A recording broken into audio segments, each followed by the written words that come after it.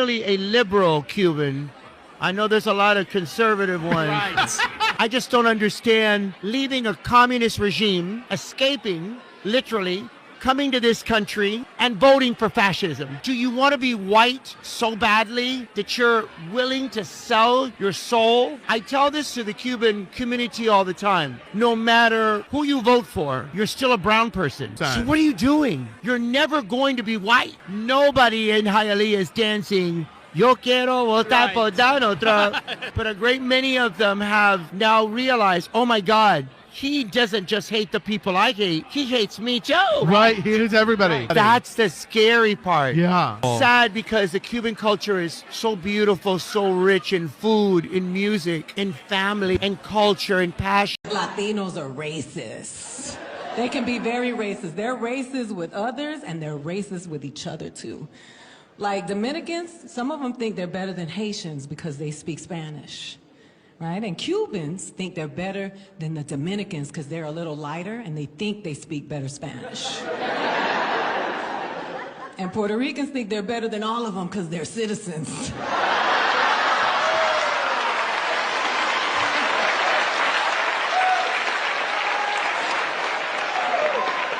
And they speak English. Meanwhile, the racists are like, send all them fucking Mexicans home. Build that wall. Why do so many Cubans think they're white? Well, I mean, I have so much white privilege that European Americans, you see the color of my eyes, that European Americans think that I'm one of their own. Now, when I was little, that wasn't always necessarily the case, because when I was little, I was like, I had learned English from people that spoke with an accent. So my English in Miami had a lot of an accent. And then I got older and I moved up north, and then I learned how to code switch. So then I was really accepted in white circles, and my white privilege was so great that white people felt comfortable enough talking shit about Latinos to me. They would find out I was from Miami, and they were like, oh my gosh, how did you survive? Oh, the Cubans there are so aggressive. The Latino community, oh, they're so ghetto, they're so poor, they're so this, they're so that, right? And then, of course, they would find out that I was Latino, and I would tell them, and they would shit their pants. And for sure, European Americans don't see Latinos as their own. That doesn't stop Latinos from trying. Because Latinos come from racist countries. Colonialism is racism in action. So all of our countries were colonial. So yeah, we all come with that. And this also doesn't discount, though, the fact that there was white flight. When Cubans started to arrive in Miami, there was white flight. A lot of white people left and they moved further north. And they thought that we were like roaches. They were getting the fuck out of Miami. When I was growing up in Miami, the white kids would bully me and tell me to go back to my country, even though I was born here. And it wasn't just the kids, it was their parents too, and it was some of the teachers as well. I'd go on field trips and the parents would tell me to go back to my country. And they'd criticize my parents for not speaking English properly or fully or at all. That's a whole other story. So now we're in this situation in Miami where you have white Cubans who wave the Confederate flag and listen to country music. And you have the Proud Boys was founded here in Miami by a Cuban American, a mixed Cuban American, but a Cuban American nonetheless. It is a complex issue, but at the end of the day, it shouldn't be. At the end of the day, it shouldn't be. At the end of the day, what we should be doing is standing with one another and realizing that European Americans want us gone anyway. Even if we look like them, they want us fucking gone. But I think that that's a hard sell when a lot of the Miami Cubans have never left Miami. They literally went from Cuba to Miami, and they have been here for generations. And maybe they travel around, but they haven't lived. Most of them have not lived in other states. And so they don't really know how the country is. Anyway, this was long. I'm sorry, but I hope it helps at least, clarify some of the different things that are going on. I love it when Cubans are coming to realization we don't have anything. We don't have anybody again.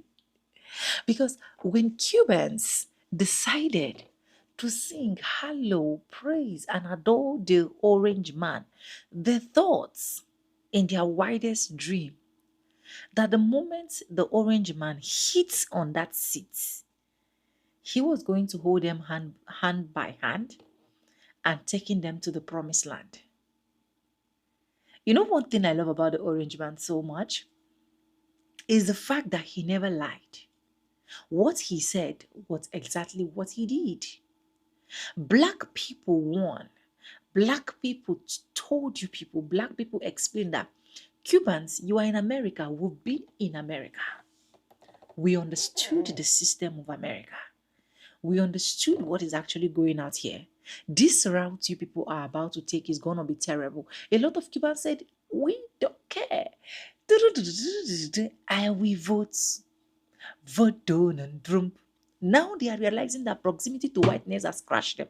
Proximity to whiteness is their problem. Proximity to whiteness is what has kept them in the dark even up till date.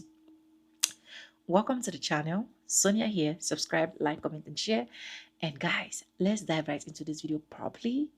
I'll be back with commentaries and credit to the original creators of every single clips and stitches we have in our today's episode. Let's go, guys. Let's go watch. Yo, look, fam, controversial topic. I swore that I wasn't gonna bring this up and talk about this, but it's something pressed on my heart I gotta address.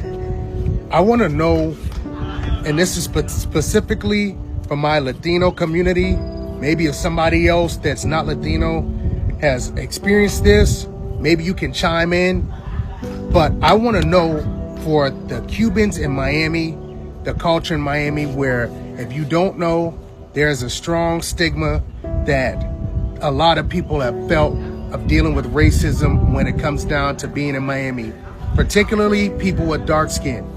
I personally haven't dealt with it myself, and I think that might be because people, the times that I've been in Miami, Cubans have quickly figured out that I'm Afro-Latino. I'm not just your typical black person or whatever, your typical African-American, that I'm actually Afro-Latino. And I've seen times where the energy shifted, not to say that they were nasty right out the gate, but I definitely saw a difference in the vibe once they figured out, oh, you know, he speaks Spanish or whatever the case is. Whereas I've heard countless stories of other people who have dealt with prejudice, who have dealt with a difference in how they've been treated, different things in their experience when they go to Miami.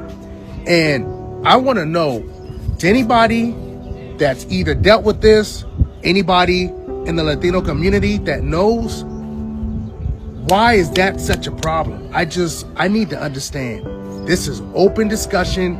I want you to be honest. If it's an issue that you have, please share in the comments, because that's the only way things are going to move any better or get further along the road, is if we actually have the conversation. Because I just need to understand why it's such a stigma where the minute folks down there in Miami, they see certain people of a certain skin complexion, the treatment is different. Why? So, and if anybody who's been on the receiving side of, you know, racism or disrespect going down to Miami, y'all chime in and y'all share as well. We need to put all cards on the table.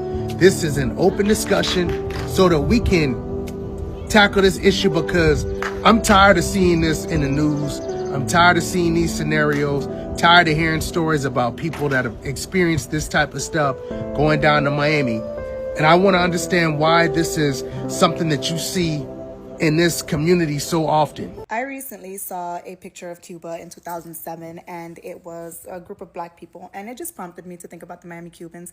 And I went and I did some research, and I saw that 4 million Cubans identify as either black or mulatto. Correct me if I'm wrong, but that's a lot of black people. So it made me wonder, like, why are Miami Cubans so racist? Like, why are you guys so racist? I don't understand it. Like, you come from a country with so many black people. How'd you guys get to be so racist? It's almost like Hondurans. Hondurans come from a country with so many black people from, you know, they actually bite off the literal culture of a black group in their country, and they're so racist. But like, the Miami Cubans, like, did you guys leave Cuba because you wanted to escape communism, or you wanted to escape black people? Because like, you guys came here and you just utterly despise black people. I was working with this one lady one time, and she brought a cake that we all pitched in for somebody's birthday. And this other black guy from another team, he came because he wanted a piece of the cake. And she was like, ese negro muerto de hambre no va a comer nada que yo compré. And I'm like, con permiso. And she was like, no, Mimi, tú eres una negra fina. I'm angry because our people lied to us The Cubans who came here first, our families, our moms and dads, and our uncles and our grandparents, they lied to us. They said that they came here looking for freedom of speech, freedom of expression, that they love America, and that's all bullshit. And that's all bullshit. And how do I know that it's bullshit? I know that it's bullshit because when they arrived, the first waves arrived in the 1960s, Miami was segregated. It was the Jim Crow era. The city was segregated, and the Afro-Cubans that came with them couldn't live with them. They had to go live in Liberty City or Overtown because those were the only neighborhoods where they would be allowed to live. And did the Cubans protest? Did the Cubans say, hey, those are our people? No, they didn't. They were perfectly happy not living anywhere near people that grew up with in Cuba. This is all documented, by the way.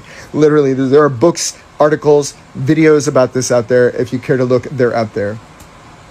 And as Afro-Cubans continued to come, after segregation ended and Afro-Cubans continued to come, do you think that the Cubans in Little Havana or the Cubans in Hialeah would rent apartments to them? No, they wouldn't. So, but wait, I thought that they loved freedom. I thought that they loved that. Never mind the fact that, okay, they didn't speak out about Jim Crow and about segregation. They didn't give a fuck about that. Then another wave of Cubans started coming during the Mariel boat lift in 1980. And you know what was going on in Miami? The McDuffie riots. Because Arthur McDuffie, a black man, was going home and a bunch of white cops, brutally attacked him until he was no longer alive. They beat him. And you know who dealt the final blow? The blow that cracked his skull and caused him to leave this world and leave behind a wife and several children? The guy who did that was a white Cuban police officer. And did the Cuban community speak out? Oh yes, they spoke out. They started raising money for the officer to help him and protect him. Never mind Arthur McDuffie's kids. Fuck that, right? But, oh, we love freedom? We came here for freedom and justice and... Right. Bullshit. So yeah, that's why I'm pissed off. It's because it's a bunch of hypocrisy. And I don't buy it. I haven't bought it in decades. But yet I see so many of you that munch it down like it's fucking dessert. Right now in the United States, if you speak out in any kind of way to criticize the president, you risk losing your job. It's happened to journalists. It's happened to entertainers. People have lost their jobs because they said negative shit about Charlie Kirk. I mean, give me a fucking break. Seriously? Freedom of expression? No, it's gone. And you all are quiet. You're celebrating it. Because at the end of the day, you didn't come here for freedom. Your families didn't come here. My family didn't come here for freedom. They came here because they wanted to be able to oppress others. They came here because America said, yeah, you can oppress people here. You can be racist here. You can be classist here. Castro was like, no, you can't be racist here. You can't be classist here. But the United States was like, yeah, come on over. And so our families did. And they were able to be the full bigots that they really are. They were able to really just let that all out. And here we are today. So yeah, I don't buy it that any of you actually love America. You don't know the history of this country. You don't read. You know shit. You don't read. You know the history of the country, and yet you say that you love it. And a lot of you don't even speak English. What? Get out of here. Somebody made a video talking about what would it be like going to school with mainly black and Hispanic children. Anyways, okay, so I actually went to school, a high school with black and Hispanic kids, a high school. The experience wasn't good. You know, the type of Hispanics I went to school with were mainly Cubans, people of Cuban descent, white Cubans, and it was just a bad experience. I'm still to this day trying to heal from all the stuff that I went through in high school, you know, the baggage, and you know, yeah, it was a lot of racism going on. You know, the black people that went to my school were Haitians, and it was a mix of other black nationalities from the Caribbean or African American. Yeah, it was a lot of racism, and the white Cuban kids didn't like the black kids, and I got away because I was light skinned, and yeah. So yeah, I can't really recall anything right now, any specific things that happened, but all I know was there was racism going on at the school, a lot of it. And yeah, that's all I gotta say. And obviously I'm not talking about all Cubans, because it's like me saying like all Hispanics are racist, and that's not true. But I'm just talking about my experience that I went through at this school, like that I experience at this school. It's too early for this because I don't articulate myself well very early in the morning. However, this is the comment that you decided to leave in my comment section. Thank you for commenting, but the question I have for you is, how much do you know about Caribbean or Latin American history? Because if you know about either, you wouldn't say this. Now, we all know what white is, right? What black is, what multiracial and biracial is. So I'm not going to go through the process of explaining what those are. But I will promote to many of you guys that likes to say, these Cubans that think they white. Take an opportunity, learn about their history, because you guys be online saying the dumbest shit. Also take the opportunity and learn about Hispaniolan history, because y'all really be doing too much. Now, to answer your question, many of them are white. But here's an educational moment for you and many people that think like you. So this is actually a great learning moment. I am white, Hispanic, Latino. Hispanic means you come from a Spanish-speaking country, which includes Spain, parts of Africa, and parts of Latin America that speak Spanish. While Latino means you come from Latin America, which does not include Spain or Africa, but does include parts of Latin America that don't speak Spanish. As you can see here, I'm almost entirely European, and the majority of the rest is just unassigned. So to answer your question, I am a white Cuban, which makes me Latino, and it makes me Hispanic, but I'm still white, so therefore I'm not a person of color. I hope that helps. Going back to your statement, if you are of Cuban descent, you are not white. You just got a pale complexion that helps you pass. Now, he gave you his DNA test. Is he white? I'm allowing you to hear it from a Cuban's mouth. Cubans that fled Cuba at the start of Castro's regime are direct descendants of Spanish colonizers and were Batista sympathizers. This is how y'all be looking to me when y'all online saying Cubans think they're white.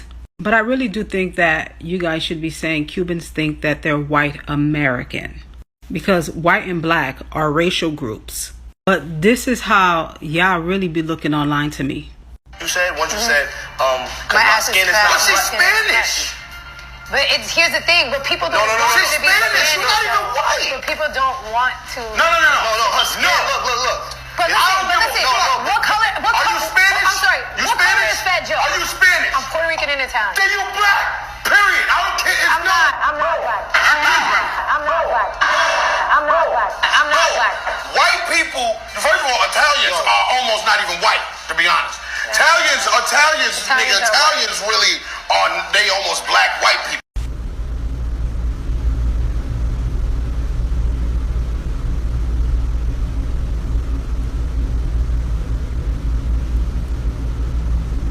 This is a really, really good point, Os Alexis, and thank you for bringing it up. And you're absolutely right. Cubans are known for being extremely racist. And I think that comes from the fact that many of us are from original colonizer roots. And that has a cause and an effect on our society. But if you look at Cubans and Cuban Americans, we are very, very diverse. And to lump us all into the group of the Miami right-wing Trumper Cubans is not fair, because the majority of us are not the Miami Trumper Cubans.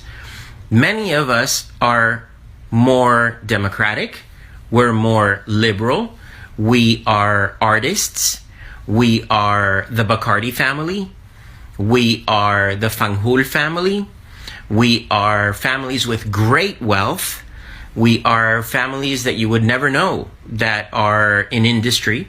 We are families that are middle class, hardworking, studious. We are people who are educators. We are bankers, and so on and so forth. So there is every color, every shade, every type that you can imagine in Cuban culture. And Cuban culture is unbelievably rich. Just look at our music. Just look at our art. Just taste our food. So we are, and we do consider ourselves to be unique. I will never say special. I will say unique. Because we're no better than anyone else on this planet. And I think that's where some Cubans get a little bit screwed up. You know, to think that you're better than anyone is a problem. So Cubans are all over the spectrum. And to lump us into that group again, into the right-wing Miami Trumper Cuban group, is not a fair thing to do.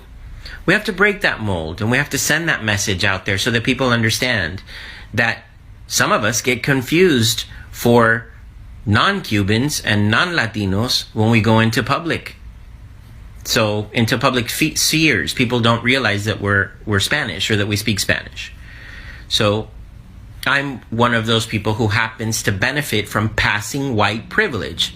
And it's something that I was never aware of until I started delving into it. So yeah, Cubans can be very racist, but we can also be very loving as well. If they should tell Cubans that in their widest dream of their life, one of the person that's actually going to deport and whoop their ass back to America, back from America, is the same people they adore so much, honestly, they will not believe. That is why a lot of them start singing, "Do-do-do-do-do-do, I will vote Donald Trump." Why at the end of the day, they never knew that what they actually started can literally crush them. Now Cubans are coming to realize that things are not actually greener on the other side. Cubans are coming to realize that every single thing that they've dreamt of has been crushed down. Now Cubans are coming to realize that proximity to whiteness is absolutely not white. Whiteness cannot help you. So just like the first clip I actually wrote out in my videos, she said something that grabs me. She said Cubans are rich in culture, in language, in fashion, and so on and so forth. But she don't know why they will come to America, they want to survive in America, and at the end of the day, they will make it look like black people are their problem. See, I really do not know why every single race that come to America try to make it look like black people are the problem. I don't know why, but black people are never the problem. You people are the problem to yourself. So seeing Cubans realizing that every single thing that they thought would actually work out for them is not working out for them, I love it. I adore that. Honestly. Because you need to realize that the system you are stepping into is not just an ordinary system. It's a system that will either make you or destroy you. So there are two things involved. They have every single time to hold themselves accountable, to talk to one another. But the racism inside of them will not permit them. And I'm so happy for them. Like, who am I not to be happy for Cubans? So, since they want to eat racism as a food of thought, they want to do what the white folks are doing, fine for them. But I just hope it's not too late before they realize that it has never been greener on the other side.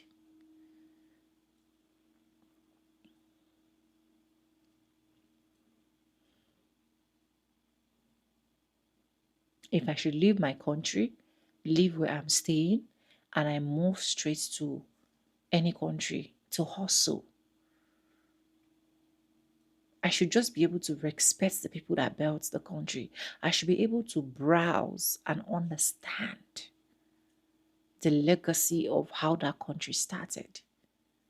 But Cubans.